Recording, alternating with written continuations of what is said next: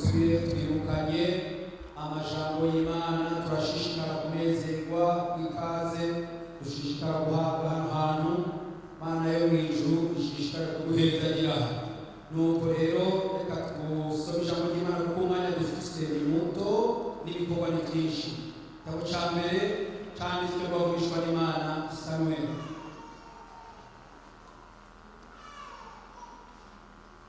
jambo ryashishikaye kubanga mu mutima igice ca kabiri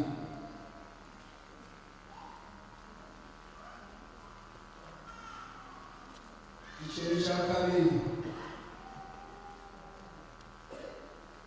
basoma kurya murongo wa 20 murongo wa 21 bafise za Bibiliya za kera n'urupapuro rw'amajana 312 igitabo ca mbere ca Samweli igice ca kabiri murongo wa 20 murongo wa 21 Eli nawe agahezagira Elukana n'umugore wiwe atwagahabwa uruvyaro n'Uhoraho kuri uyo mugore abasubize umukando w'uwo yahaye Uhoraho impuka bagaheza bagasubira iwabo na rimwe maze Uhoraho agenda Ana asamira aja imbere abyara abana b'abahungu batatu n'abakobwa babiri ariko uwo mwana Samweli wacagira gute acagira gute Mana ni habicho ameni ujana abandi bakuriye ko umwe yavuka n'abandi ngomba tuganire ijambo gukurira imbere y'Imana ijambo gukura ukava mu bwana umuntu yari umwana agakura abavyeyi muri hano ni benshi ijambo gutahura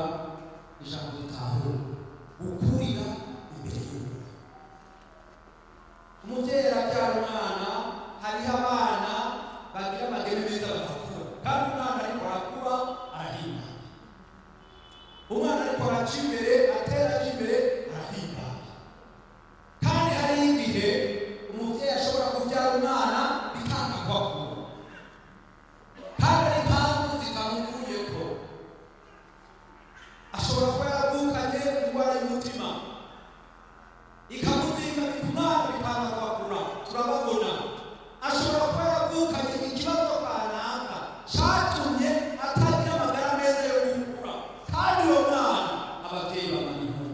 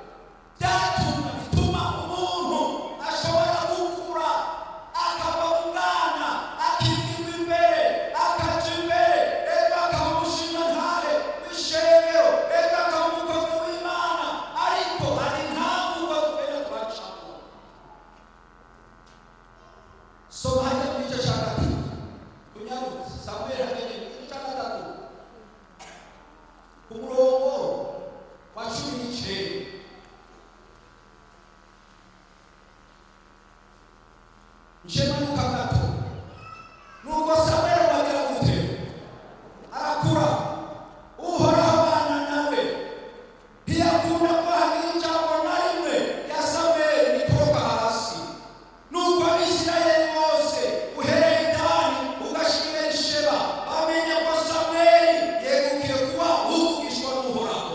21 nuko Uhoraho asubira kwiyereka ishiro kuko ishiro nyene ariho Uhoraho yihishurira Samweli n'ijambo ryiwe kandi ijambo rya Samweli rishika hehe ku Bisirayeli. Arakura hari ibintu bine nakunze muri iri jambo rero dusomye. Uhoraho abana nawe iyo umuntu ariko araca imbere, iyo umuntu ariko arakura, Uhoraho abana nawe. Ijambo rigira kabiri ntihagira ijambo na rimwe rya Samweli rikoroka hasi. Ijambo rigira gatatu bamenya yuko by'ukuri uyu mwana yeguriye Uhoraho. Ijambo rigira kane Uhoraho yari afise ahantu bahura nawe baganira nawe amwiyerekeye n'ijambo ry'Imana. Maze ijambo rya Samweli gushika ku Isirayeli bose. Ibimenyetso bigaragara umwana ariko arakura. Uhoraho yagendana nawe abyutse mu gitondo yamenye ko Uhoraho bari kumwe, agiye mu bikorwa kandi ndirimbo yari akiri umwana aho yaja hose kuko yariko arakura. Uhoraho yabana nawe, Uhoraho yabana nawe. Iryo jambo yari arinzi muri we ati naho niko nagenda Uhoraho turi kumwe.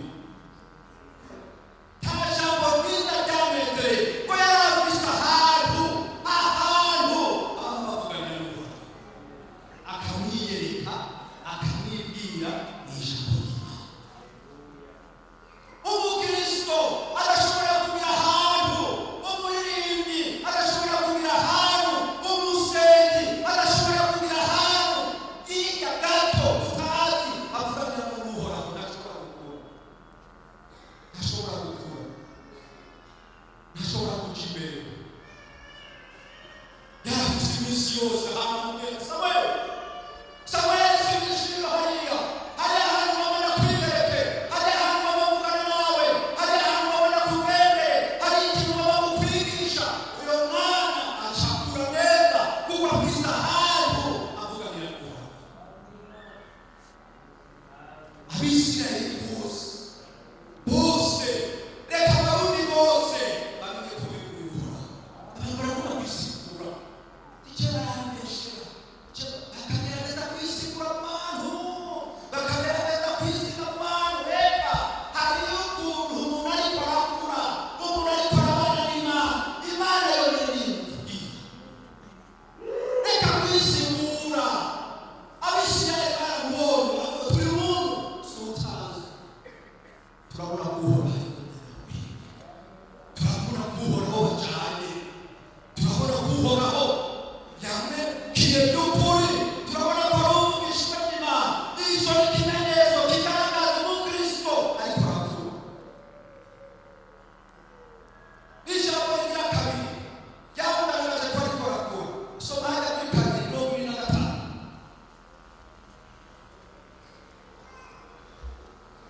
Kabiri 2:25. Hajya ni mu gice cya kabiri. Umuntu ntiyacura ku wundi, Imana ishobora kumuzuza, ariko wowe ushobora kuhoraho ninde yomuvugira? Yamara birengagiza ibyo se ababariye kuko Uhoraho yagabiye kubica. 26. Ariko uwo mwana Samweli bagira gute? Akomeza kugira gute? Gukura no gushima nande Mana ni hawe ishoboye.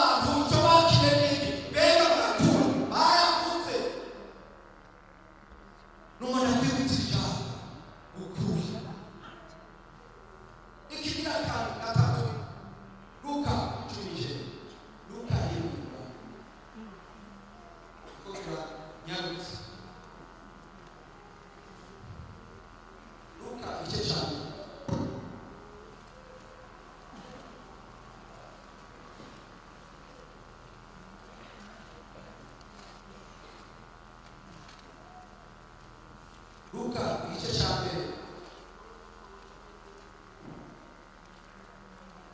umurongo wa 18.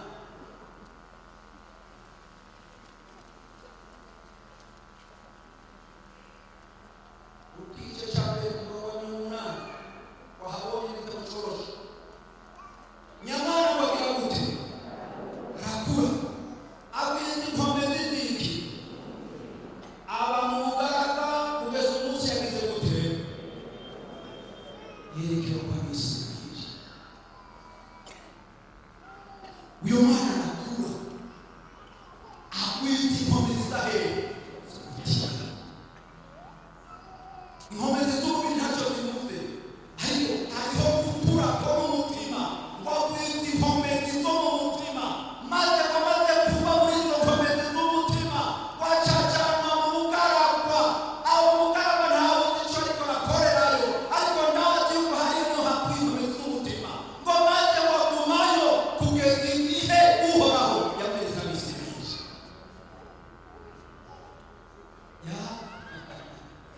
Ahantu barahana mu bugaragwa barahana, aho niho hakwiye inkombe z'umutima. Mu bugaragwa ntibagira inoboye, mu bugaragwa ntibagira ibyiza, mu bugaragwa mugabo hari hirya zaho, kandi izo uriko urazirya izo zikombe zikuriza umutima. Nta broshete yajya mu bugaragwa, nta muceri n'amafiriti yajya mu bugaragwa, ariko hari ibindi bintu tutazi, ariko bitwara bimenye kwaga ko yagize inge akarya ubuki, ariko mu bugaragwa arahakurira.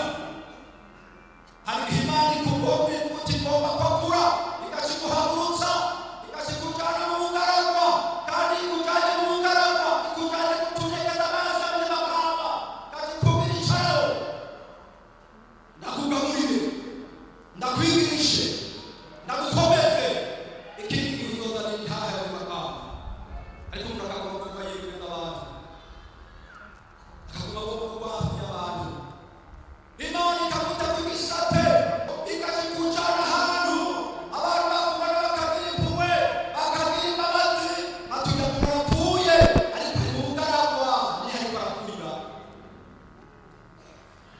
Tugaruka ku chorale nta rukundo nabonye bafite sibo arwaye kare arindira ko chorale zose uhuza nabo.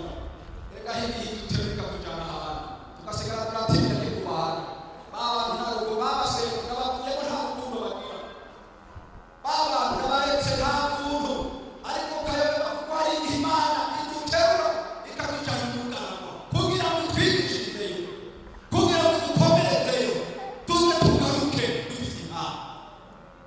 Ikigira kane Abaheburayo 12 muri 24. Ukwiza niko kwatumye Mose amaze kugira gute? Gukura biratanguye, yanga kwitwa umwana w'umukobwa wa Farawo, agahitamo kugiranirwa nabi n'abantu b'Imana, abirutisha kumara igihe mu bihimbano by'ibyaha, kuko yiyumviye yuko gucokorwa na Kristo ari ubutunzi bugize gute? Urengeye itunga ryo muri Egiputa, kuko yatumbereye ingero itazogira gute?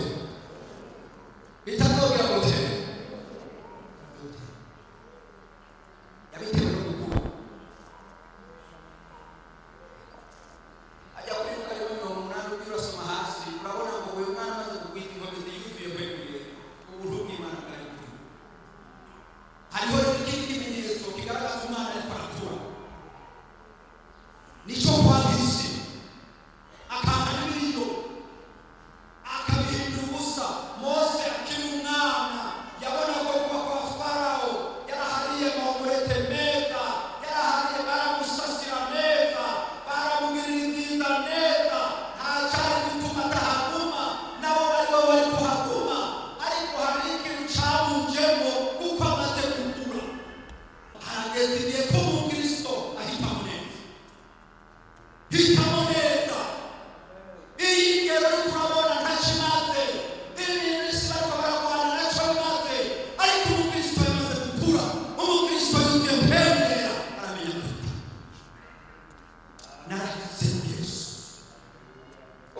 yahisemo ikintu ibindi byose kuko ingero ntitukabona imbere yanjye irahambaye.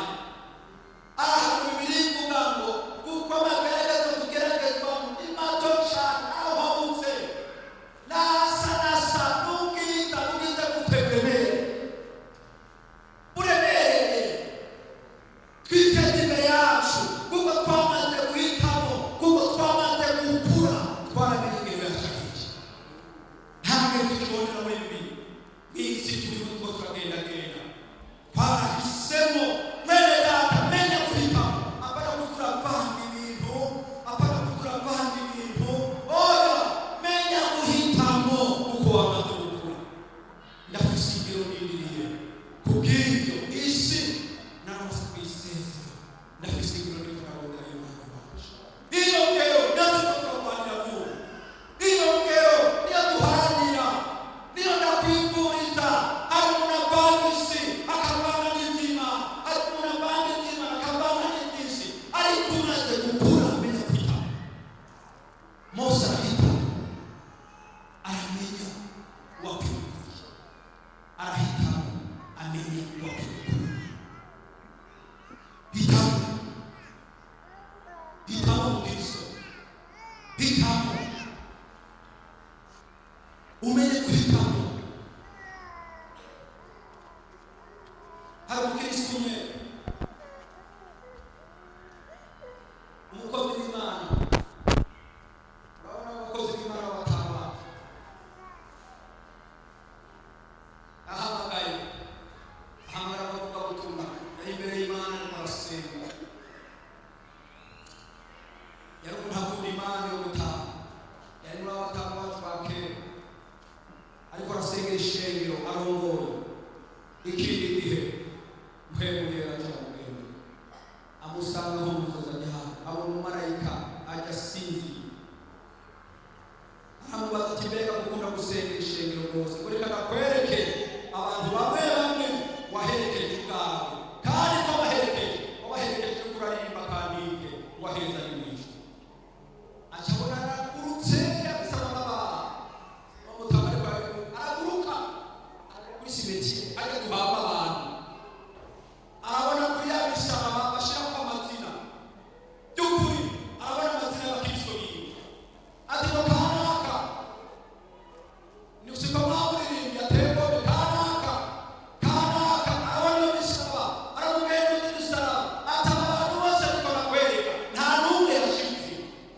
Arakanguka ariko aramubwira ayo makuru ati kanaka yari mu bintu by'amacakubiri, naramuhanuye jewe ubwanjye kugira ngo areke yaba, ariko mwaramuririmbiye waheza n'ibintu naho yashize. Amwereka kanaka ngo naho yashize, amwereka kanaka ngo naho yashize, amwereka kanaka ngo umuntu wese agenda aramutondera ibintu yasubireka. Erega bijya ni guhembura yamara batubwira bibirimba ngo ntazopamara n'inyurana nawe. Hari igihe akakureka kose kumbi ko nakuharukana ko namuhoze kurukana, haragera igihe ibyo twikanuma wowe ugacubandana. Hanyuma ngo baramuguruye no mu bitanda barasubiye mu mubiri acakanguka utanga turikarabira araturika araje yibutse ibyo bikorwa bakora mu ishengero, yibutse ingene yabona ko bamuga, yibutse ingene babanye, araturikarabira. Niho yaje kuvuga iyo nkuru acabira ishengero nyuma mumenye guhitamo ijuru n'iryoshe. Bantu nyuma bijya bintu wumva tureka tutagomba kurekera mu isi amaso.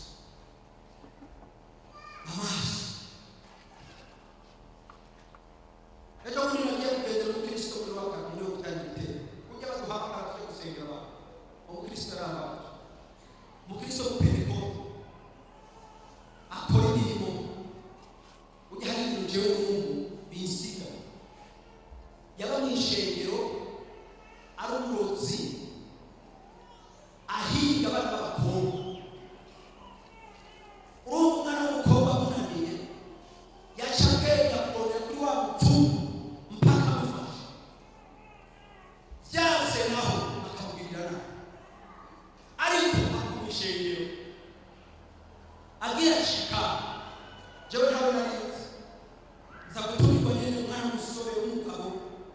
agenda agiye kubifasha acarambwira ati mwari ate nje kuguhamagara gusenga mugabe dusengera ngo naraye ndose isaje mw'ijoro ryane mw'ijoro ziriya ngo ndarota ngo mbona umuntu aje kumbwira ngo wewe ngo imbabazi zanjye zaragukumbuye. Uyo niwe twabimbwira ese ndakabura ko bwita imbabazi ninone reka niwite kiri muzima birashoboka ati ngo senga gusa Imana yaramukubise inkoni ku buryo ko agira pararizo hasi ntiyasubira kwiyumva agacagira umutima wiruka. Hanyuma rero ndasenga ngo Imana yewe nibwira ko imbabazi zawe zikiriho kandi umuntu urashobora kumugirira neza. Arandaba turahejeje ati ngo ati genda amahoro ngo inzira nahisemo kuja narayibona ngo sigisibintu ntihaba acakira bantu b'Imana. Reka ndababwira umuntu hariho umurongo ushobora kubereka Imana yo mw'ijuru igahinduka ibindi. Wirinde kurenga ijya murongo w'imbabazi z'Imana. Aha nyene mw'Ishengero Imana iravuga, Imana irahanura, Imana iratosora, Imana iravugana n'umuntu mugabo umutima w'umuntu ukuga. Wirinde gushika mu bantu tugomba gusenga Imana. Uyo mwana gukura hari ibimenyetso byagaragaza gukura k'uwo mwana. Umwana atoshe akuze ameze neza afise ubwenge bukwiye araryoshe kuraba uri n'umuvyeyi urumva ko ufise umunezero no mu buryo bw'impene.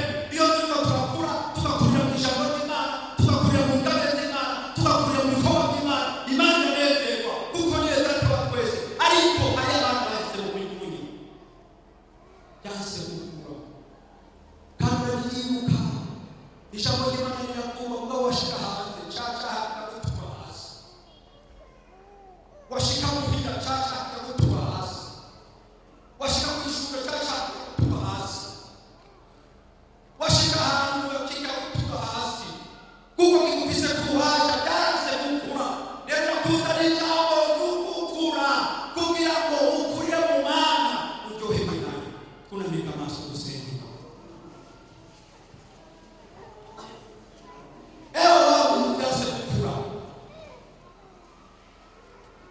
Urashika muhira ugasanga isaku iragarutse guteranya biragarutse kugwamo ubusa buragarutse kuvuga abandi nabi biragarutse gucokorana biragarutse kugwamo buragarutse.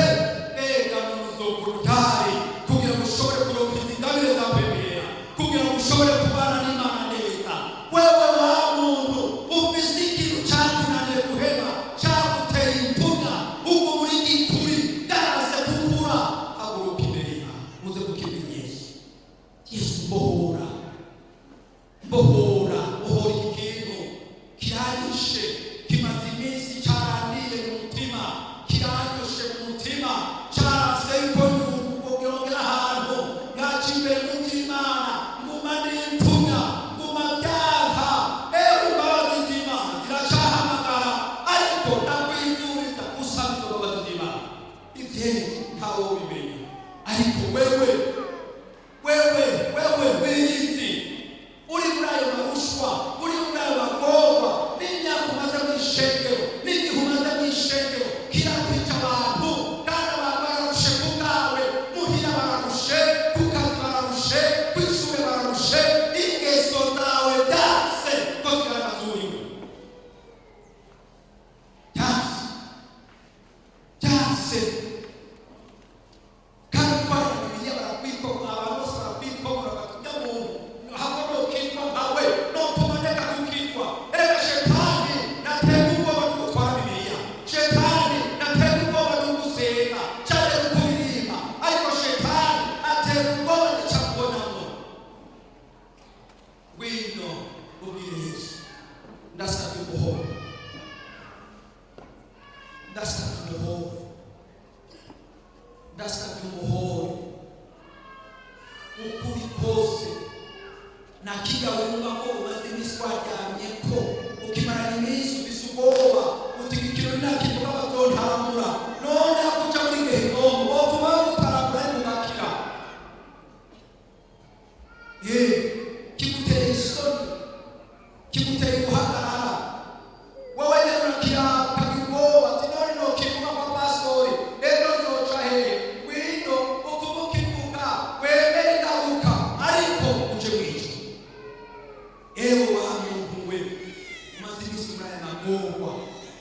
isi muri aya marushwa kandi Yesu ari muzima ngo akugirire neza akubohore agukize ngwino Yesu arakugirira neza